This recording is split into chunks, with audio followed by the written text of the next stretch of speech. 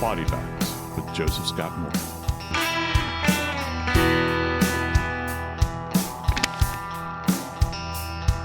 A long, long time ago, I was fortunate enough to be able to serve my country in the Army National Guard.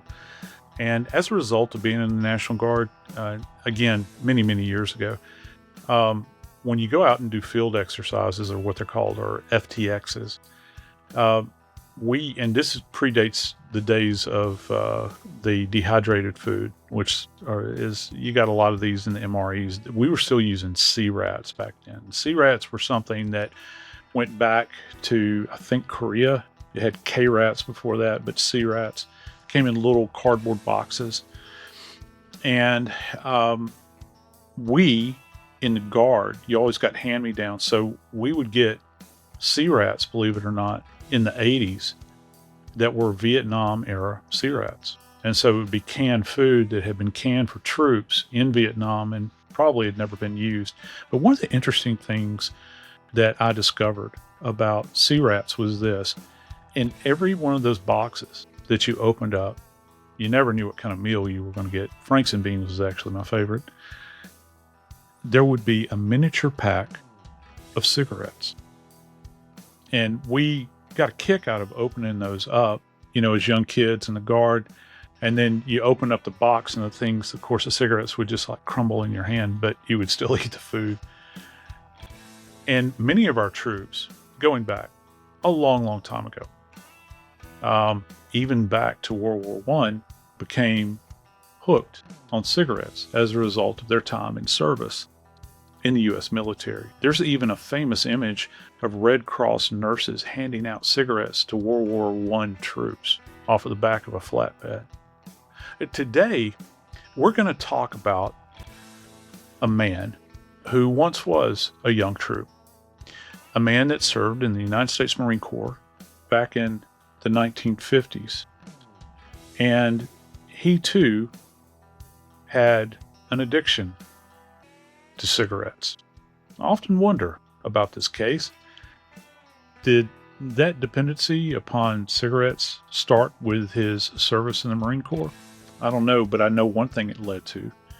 It led to him having to deal with emphysema up until the day he was murdered. I'm Joseph Scott Morgan, and this is Body Bags. Brother Dave, back at you again, man. Buddy, okay. Before we dig too far, I gotta ask. My family is a military family as well. I failed the physical. Okay, I'd had knee surgery and I failed the physical. I couldn't get in, even though I tried. But I heard, and maybe you can help me with this. I heard that in basic training, you got extra time to take a smoke break. So if you smoked, you would get 15 minutes every other hour to smoke a cigarette or whatever. And if you didn't smoke, you had to keep picking up trash or whatever, duty you had. No. You still had to pick up trash. It didn't matter if you had a cigarette in your mouth. But what they would say, here's an interesting term, and all the old timers will remember this. Sergeants used to say, the smoking lamp is now lit. And so everybody that smoked would go out and they would break out their cigarettes and, begin to smoke. And also keep in mind back then, I really sound like an old guy. You could go to the post exchange, to the PX, and you could buy like a whole carton of cigarettes for next to nothing. Yeah. I mean, absolutely. And I'm talking about high-end cigarette, what would be regarded as high-end cigarettes. Tobacco and any kind of alcohol you could purchase for what would be, comparatively speaking, a nominal fee. And what was really cool is that your gas used to be cheaper. You could fill up on post. And, those days I think are probably gone now. But so cigarettes, smoking was something that was actually encouraged, I think. I do know this. You're a history guy. During World War II, one of the things that was issued to those who smoked was a flameless lighter for infantry. Because if you're on the front lines and you light up, your match or your lighter is going to flame up and they're going to spot you. So they created a lighter that actually could light a cigarette without a flame. Pretty interesting. I've never seen one of those, but we used to, in the same C-Rat kits, you used to get what were called waterproof matches. And it was like a regular book of matches, and it would but what we used to do if you smoked is that everybody would get one person would unwrap their poncho and you'd throw your poncho over yourself and then you would light it. But it wasn't like to keep from giving away your position. It was so that the wind didn't knock your flame down. But we were in the Yeah. guard. Wow. So, it wasn't like we were on the front Right. lines or anything like that. Unbelievable. But yeah, that's just one of the memories. And I got to tell you, with this case, Dave, originating out of our home state of Alabama, and a place that I'm kind of familiar with because my favorite place probably in the whole world is the Gulf Joe's Coast happy place. of yeah, it is my happy place. The Gulf Coast of Alabama, one of the most beautiful places in the world. So I try to get down there more than once a year. Right. Unfortunately, many times I don't make it, even my one time.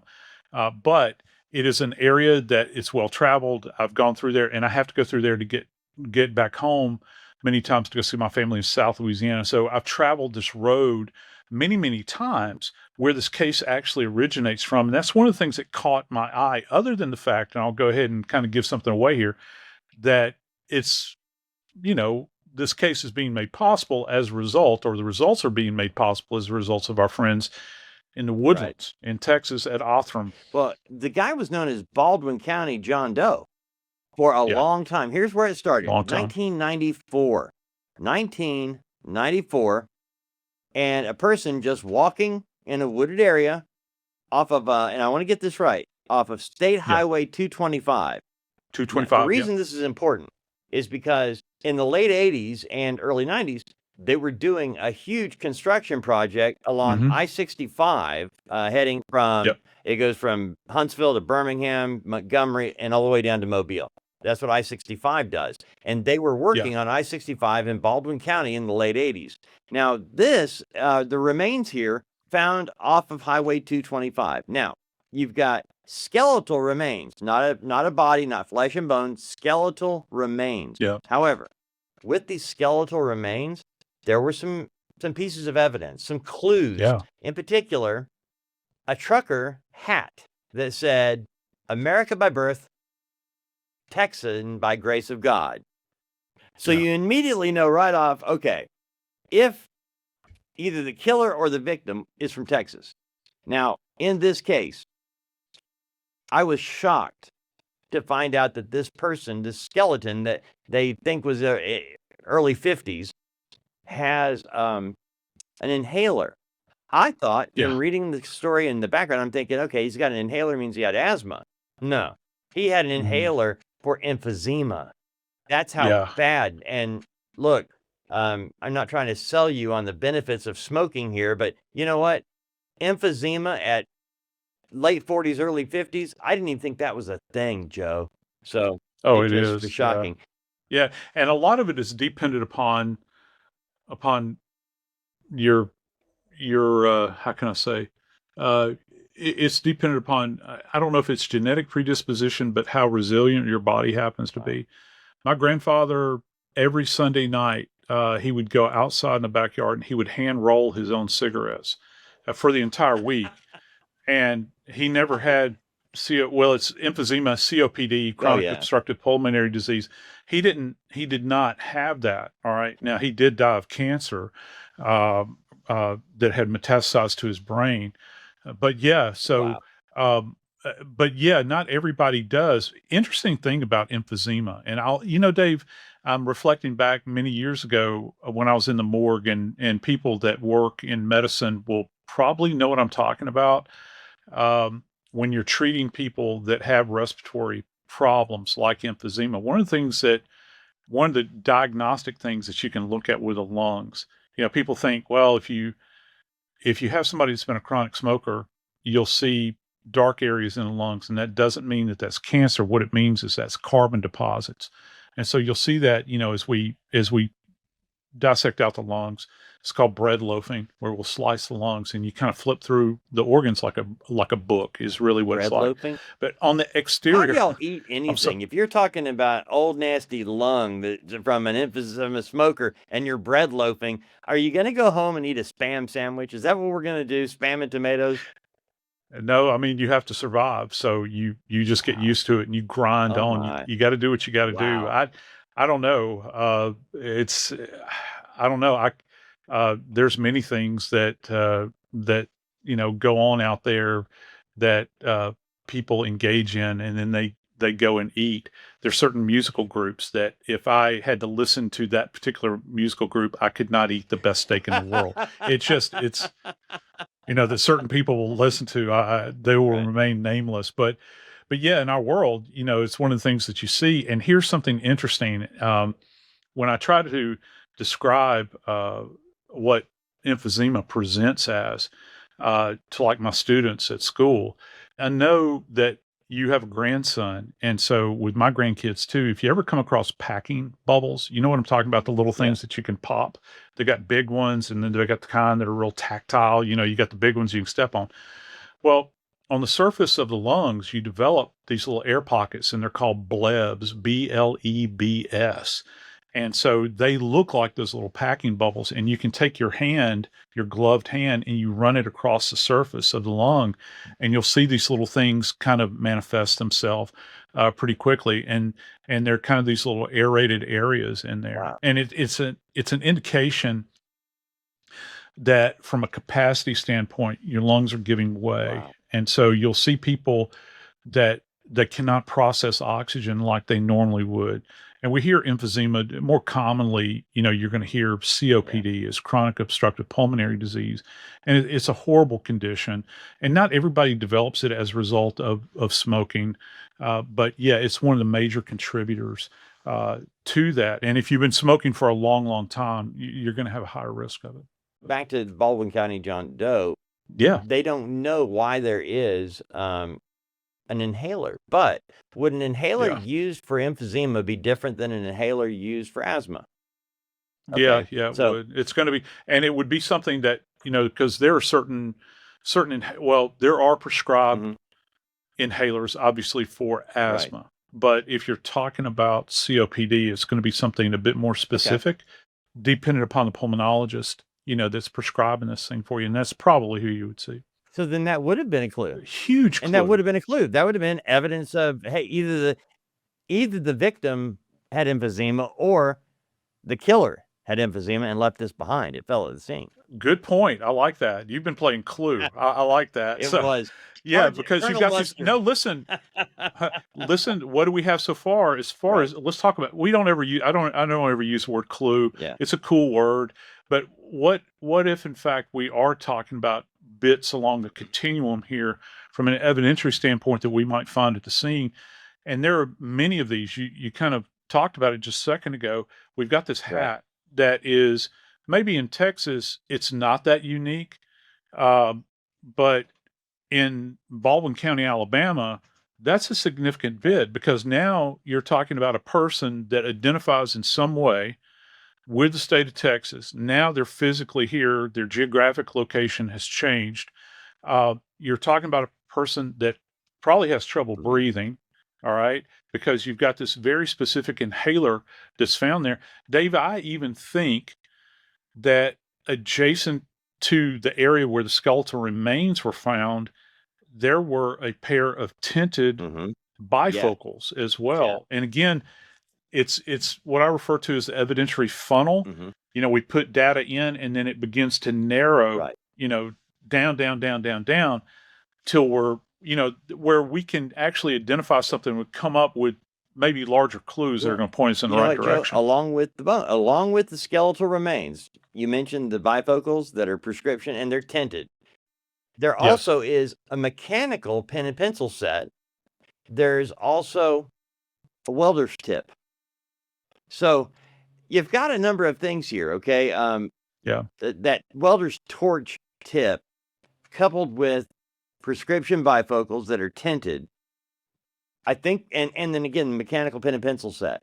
You're looking at somebody who's quite possibly a welder, at least works in that field as your potential victim. And based on the hat, probably from Texas. Now, we are in South Alabama, Baldwin County, and it's 1994.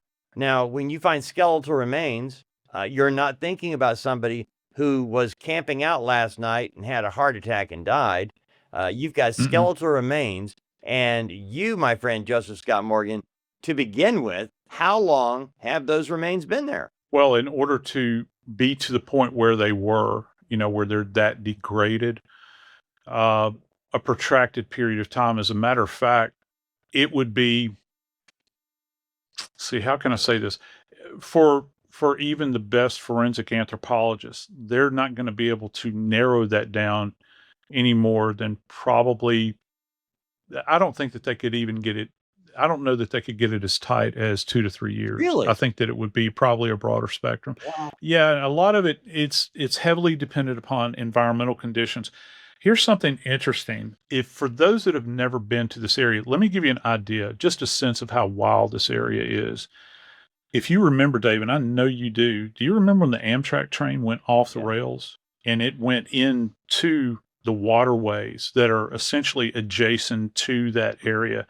We had people die in there. And I had friends that went down there to work that scene. They were fighting off gators in that area. Really? You're talking about an area that's very, very swampy. It's wetland area. You have this very diverse biosystem that's down there. It's very harsh. Just think about Florida, South Louisiana, South Alabama. It's swampy. So it's fascinating to me that the skeleton is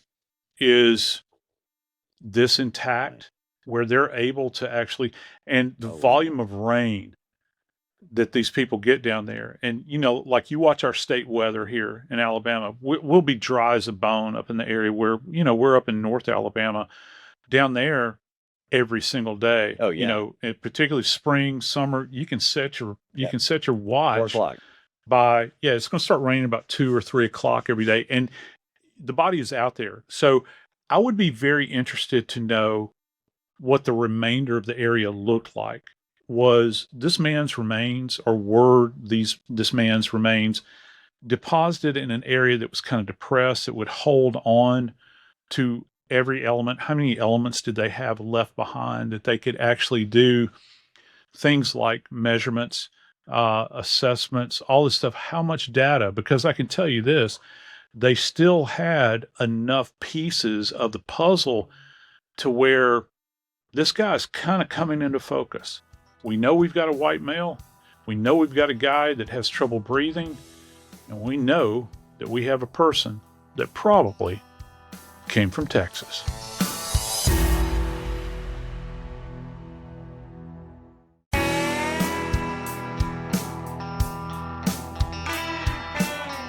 Dave, I'm what's called a professional shovel leaner. And no, I don't mean I work for the DOT. What I mean is that I'm a frustrated anthropologist at heart. Okay. And the reason I'm always been, you said I'm a history guy, and I am. I think as a little boy, I used to envision myself. That was one of the first things I think I remember wanting to do, was something in archaeology, because I would think about what it would be like to discover those things that were long since hidden and be able to analyze them. And still to this day, if you bring some element from a skeleton in, I'm laser focused, and I'm more laser focused on not what my thoughts are about it, but what brighter people than what their thoughts are about it. Because I'm always fascinated by anthropologists, because they can take an element of a skeleton and they can begin to tell a story that I would fail at telling, but yet they're so tuned in to what they do and they understand the science behind it that they can begin to paint a biography. And I'm going to throw an interesting term out to you that I don't think I've ever used before. And it originates with a man that is considered up with Bill Bass, Dr. Bass, that founded the Body Farm, a guy that equally is held in quite high esteem in the forensic anthropology world, is a guy named Clyde Snow. And Dr. Snow was at University of Oklahoma. Big smoker, by the way. I got to meet Dr. Snow a couple of times. And he coined a phrase, Dave, and the phrase is called osteobiography. And pretty much just by that name alone, and this is in the early days when forensic anthropology was, really coming in when people began to appreciate the utility of it. Now we understand it, but back then it was a different kettle of fish. And what Dr. Snow, what he opined was that if you can understand the underlying skeletal structure as it applies to the dead, not necessarily in life, in life as well, but he's talking about those things that are left behind, maybe with elements of life, trauma, growth, all those sorts of things. You can tell the story of an individual.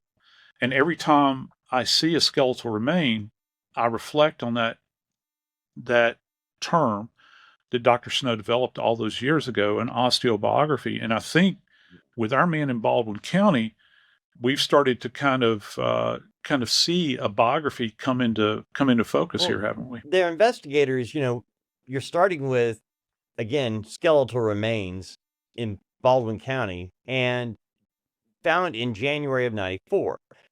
In a matter of months, investigators were able to determine that they believed that, first of all, the skeletal remains were the victim of a homicide. That's part one. Yeah. Part two, based on what they were able to find out, and I'm wondering how they came about this, but the investigators believed that this murder took place 1988, 1989. That would put the skeletal remains there for 5 years. But what I thought, and the reason I was asking you earlier about the inhaler and, the different types of, I didn't know there were different types of inhalers. I mean, I really didn't, Joe. But they would have a prescription on that inhaler. They would have a serial number. There would be something on that inhaler that could be tracked, I would think. And, that would be at least a start. But investigators came up with 88, 89. So they began peeling back from there. And what they found was, going through this area, a lot of men from all over, and probably women too. I mean, I'm not going to just say men, but in this case, it's a male skeleton. And there were a lot of workers from all over that were in South Alabama to work on the I-65 expansion. It's a major thoroughfare. If you drive north-south in Alabama, you're on 65 probably. As a matter of fact, you can get on 65 and go up to Nashville, right? And beyond. And, and beyond. And the thing about it is it terminates in arguably the longest continually running east-west thoroughfare in the United States, and that's I-10. Oh, wow. It dumps into I-10, which starts, I think, in Jacksonville, Florida, and runs all the way to San Diego. Wow. So, that's a major artery or a major vessel, as they say in, I guess, in the traffic. So they're working on I-65 all through Baldwin County to get to I-10, to expand that. And trust me, they're still working on it today. I don't think the work ever stops, but that's just me being cynical there. It is reality. And look, I wouldn't want to work on the side of the road doing that job. I've worked cases involving DOT workers that have been struck by vehicles, and it's a dangerous Doesn't world. that frustrate you when you see those signs, slow down when workers are present and people don't? Because you've seen the after effect. They don't at all. Oh yeah, I have. I've seen these guys get clipped. I've seen people be rear-ended, and it's horrible. But to your point, they require, and one of the things I was thinking about with that welder's tip that you were talking about, and the dark sunglasses as well, because I've been around enough welders to know not all of them wear facial shields. Some of them will just have dark glasses on many times. Another interesting thing about welders is that they will develop these little scars on their hands, their neck, their face, where they're getting popped for these things. It's fascinating to me. I've got enough little boy in me. I still like to watch people build things. And one of the primary things in my estimation that, like when you're building a roadway like this, and if it's a poured concrete surface, you have to have rebar. Right. And so rebar are those posts that kind of crisscross or crosshatch across one another. I know I'm going to get some welder out there that's going to say, you don't know what you're talking about. Right. You're probably right. I'll admit it, but not a problem. But I'm fascinated by what you do. And so welders would be a huge part of building a road, or certainly doing an expansion. It's not just the rebar that has to be, bound in that area. You pour the concrete over it and it reinforces, but also any kind of railings that are being put up. You're going to have skilled labor like that. He's not just leaning on a shovel. Right. Okay. He's out there for a specific task. And there's money associated, big money associated with any kind of company that can get a DOT contract like this to build out a U.S. interstate. Um, and yes, so people would come from all over the country in order to get these kinds of jobs. They're happening all the time. So going back to skeletal remains that are actually found in relatively close proximity to where this build was going on, you begin to try to understand, well, I've got a few clues here. Who might this person be? And do they have any, is there anybody that is missing out there that might fit into any of these categories? Well, Dave? Joe, what they ended up doing after the investigation, and they never set this case aside. It wasn't like they went, well, we got the skeletal remains and that's it. They knew that based on, okay, go back to the glasses again. These are not just sunglasses. They're not just dark. They are prescription, bifocal, darkened glasses. There's a welder's tip. There's mechanical pen and pencil. They know that they're dealing with somebody who was probably here working on the highway as a welder. So this is not somebody who was camping out and scavenging food out of trash cans. And this particular individual needed to be identified, And so they felt like they had enough evidence to go with to get him identified, but couldn't do it. And it just laid there. No. Now, they kept the evidence, Joe. The investigation did. You always talk about how great, how good they have to be in that stage of preserving the evidence. Yes. And in this case, the investigators in charge of preserving all this evidence did a good job because they were able to open this back up. Because now, here we are. Granted, it's 30 years later, Joe. But 30 years later, what do we have? We got OTHRAM. And we've got DNA. Yeah, we do. And we've also got an individual whose life ended probably out there where he was found, because one of the things that they discovered, Dave, was in the examination of the skeletal remains is that this individual had sustained a gunshot wound to the head, which is a big tell. How many times have we talked about skeletal remains over the years where we, I'll say in the absence of soft tissue, unless there's an injury to the head or to one of the ribs, we're not going to be able to tell a lot about the trauma. This is one of those cases where if you have the skull and you've got a circular defect or even kind of a irregular or what's called a keyhole defect to the skull, which means the bullet, I hate to use the word tumble because it's so misconstrued, but you can have an odd shot, entering like into the skull, and it'll look almost the projectile enters at an odd angle, and it will give the appearance they call it a keyhole. It looks like an old skeleton keyhole, and so it'll give that kind of appearance. But they're very fortunate in this case that they do have the skull so that they could begin to try to interpret. What they have not talked about in this case, and what I would be fascinated to know, is this a through and through gunshot wound? And what I mean by that, if this is in fact an execution style event and they're shot in the back of the head, think President Lincoln, okay, where the projectile enters the cranial vault, okay, passes through the brain, and then strikes the interior and kind of comes to rest in the interior? Or is it through and through, which means that you would have an entrance wound and then an exit wound?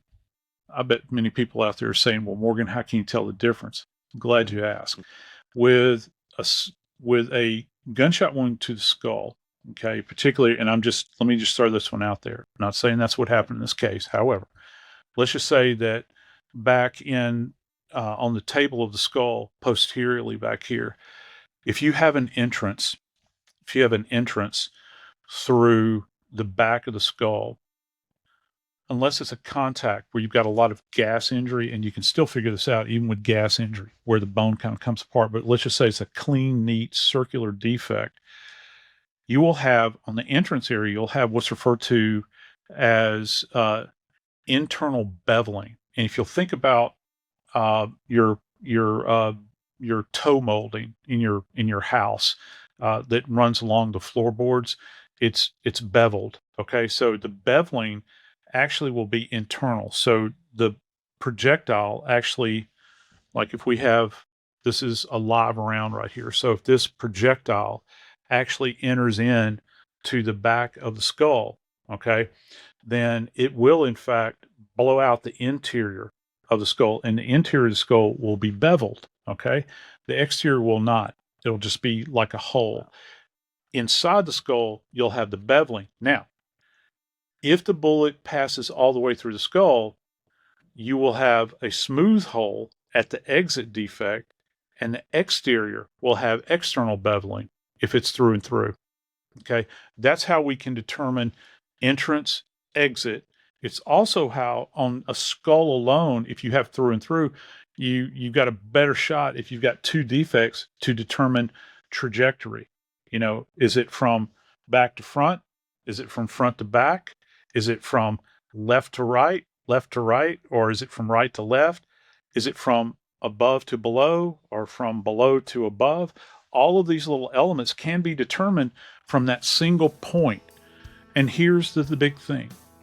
Whoever did this to this man, to this day, if they are still alive, is still out there, and to date has not been held accountable.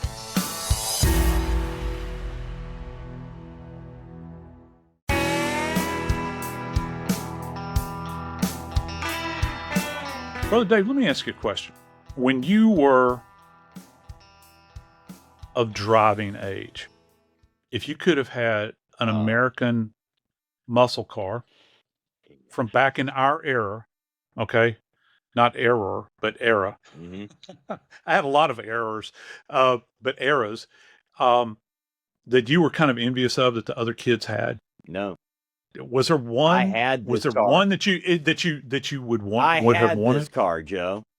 I had the 81 Camaro, and that style. Did yes, you? I had an 81 Camaro. Now, got to remember, just like all vehicles, they change the style every couple of years. And if you Yeah. remember the Trans Am from Smokey and the Bandit, remember how the Yes. with the Mhm. man, that was huge. Well, you had that same style. Yep. You had the Firebird, you had the Trans Am, and then you had the Camaro and the Z28. And so Yep. I had that Camaro. And in this particular case, when this came into play, and look, I was shocked at this story, Joe, just so you know, because of the victim. We started off by telling you the remains were found in January of 94. 30 years later, nobody knew they were. That meant some family was missing somebody, and they've been gone for a long time, and they didn't know where they were. And so I thought it fascinating that the evidence they were able to take this evidence they had and get it to OTHRAM in Texas and say, help.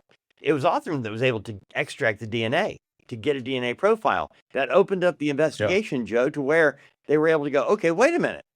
Now we've got an idea, because they already had kind of figured out that the victim probably died in 88 or 89, probably came from Texas, and probably working on I-65 as it was expanding at that time. So they had plenty of evidence to go on in that direction, but they didn't know who. I mean, think of, you've got hundreds, if not thousands of people that worked at different times along the way, That's where this opened up.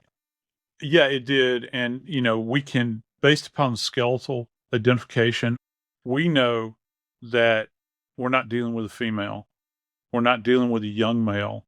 We're not dealing with a young female. We're not dealing necessarily with an elderly male or female. We're dealing with a male skeleton that is probably in the mid part of their life. All right. And this would have been back in the 80s. All right. So just to kind of contextualize that. So if they're saying 88, 89, and you think that you have somebody that might be in the 50 age range, okay, and this is kind of demographically how this works if you're working backwards as an investigator.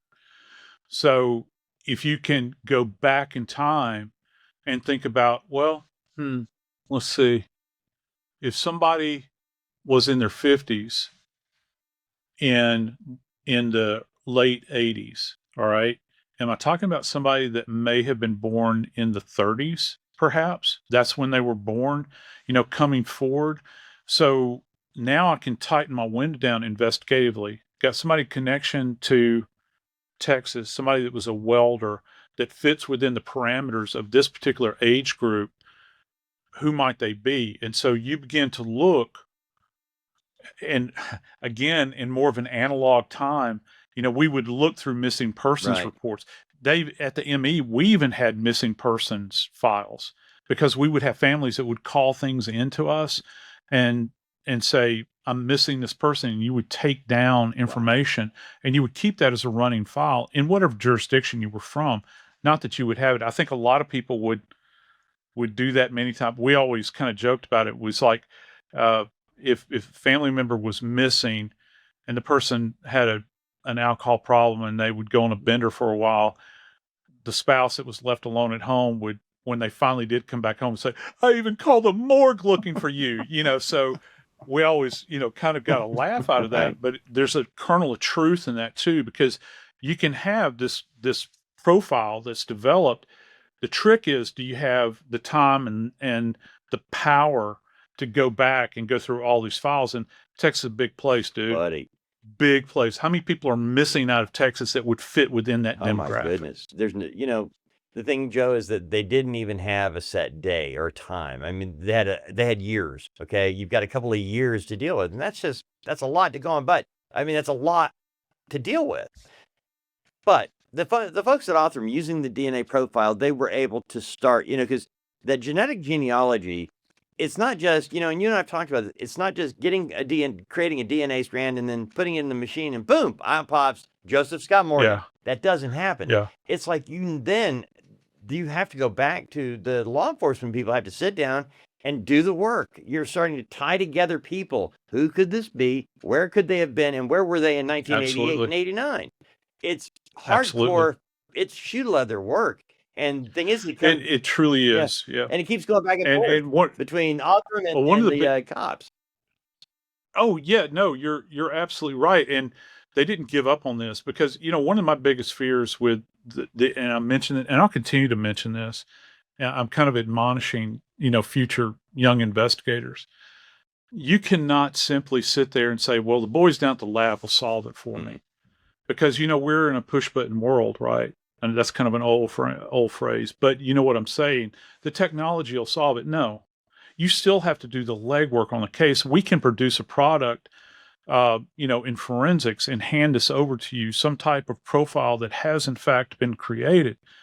But just because you have that profile doesn't necessarily mean or guarantee that you're going to be able to follow through. And Dave, in this particular case, they did follow through. I want to mention something about OTHRAM and their technique real quick, because within the next few weeks, you're going to find out more about this. But just suffice it to say, I'm very familiar with their techniques now because I've applied them. But I can tell you that the harvesting of this data from these skeletal remains came from potentially a couple of places. Number one place, if there was a tooth left in the skeleton's jawline at all, either in the mandible or if it was in the maxilla, it's going to be a molar. All right. So that's the first place that you would look to. If there's nothing there, top of the skull comes off, which is referred to as a calvarium. And you're going to go into an area that's called, there's two bones called the petrous bones, just like Petros, like rock. And so they're like the roof of the internal ear canal. All right. That's the best way I can describe it. It's very thick. So those bones would be extracted and contained within that thick, dense bone. You would go in because it's kind of protected. Okay. You have a better shot because it is so insular in there that you can extract viable DNA to begin to create what David and Kristen do at OTHRAM. They can begin to harvest DNA out of there. Or I guess they could have gone into like the head of like a long bone, like the femoral head, and harvest it from there. But, I'm thinking probably the skull, teeth, or the petrous bone. It's from there that they begin to build this out. And Dave, I'd be doggone if they didn't get a hit. Unbelievable that after 30 plus years of being known as Baldwin County John Doe, they got a name. James Carroll Jackson. He was a resident of Texas. Here's the part about the car, okay? He left Texas looking for work on I-65 in Baldwin County. He is a welder. He was also a former Marine. This is a man who served his country, and he is now 50-ish, and he and his wife were on good terms, but they were, at that time, separated, and James came to Alabama from Texas in his red Camaro. Meant the world to him. And the thing is that police now, by the way, as this has come about with James Carroll Jackson, Joe, they're looking for that Camaro. The 1978 to 80 Camaro, red, white interior. They haven't found it anywhere. Police believe it was stolen. But he came here from Texas. And by the way, for the first year he was here, he got here in 88. First year, he's talking to family every week. Every week, Yep. He's in contact. Then, all of a sudden, for no reason, contact stops. Now, remember, remains found January of 94. Police believed he'd been there 5 years. They believed that those remains were from a man who was killed in 88 or 89. That fits right where James Carroll Jackson was in Alabama working on I-65. And by golly, Joe, they identified Baldwin County John Doe. Yeah, they did. And I just want everybody to understand this. This case that we're talking about right now is, in fact, a cold case. And Dave, back to what you were saying about the Camaro. If that car still exists out there, that car is going to have a specific identifier. It's called the VIN number. And it can be traced back. They actually have a pretty good photo of the car as he had it back then, because as you said, he was very proud of it. And I got to tell you, back in 1980, 81, if I'd had this car, I would have been proud of it too. And you know, that car, if it exists out there, this is the big mystery. If it was in fact stolen and they had this car, it's still floating around there and it still has the same VIN number, this could lead back to solving a big mystery. So let me give you a couple of phone numbers here real quick. If you have any knowledge regarding this particular case out of Baldwin County, Alabama, here's a couple of numbers. So the Baldwin County Sheriff's Office number is, get this, area code 251-937-0202. That's 251-937-0202. In addition, they actually have a point of contact, a cold case investigator by the name of Clint Cadenhead. That's Clint Cadenhead. He's a cold case investigator with Baldwin County, and here's his number. Got your pen ready? Here we go. His number is area code 251-972-8589, option 7. Here we go again.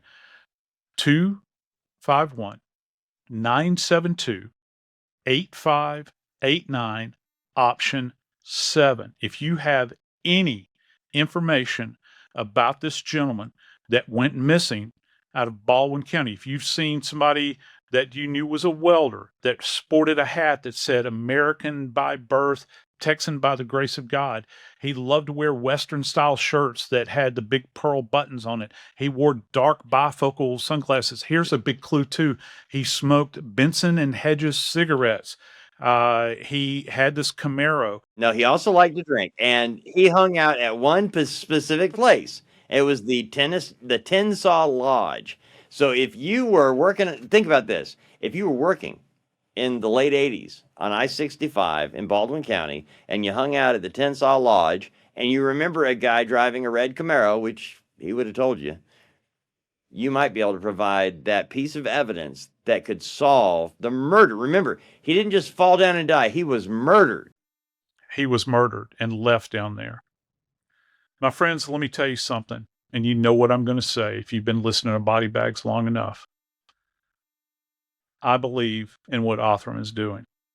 This is the most noble of all things as it applies to the world of death investigation. You think you want to be an investigator, you're wondering how you can help.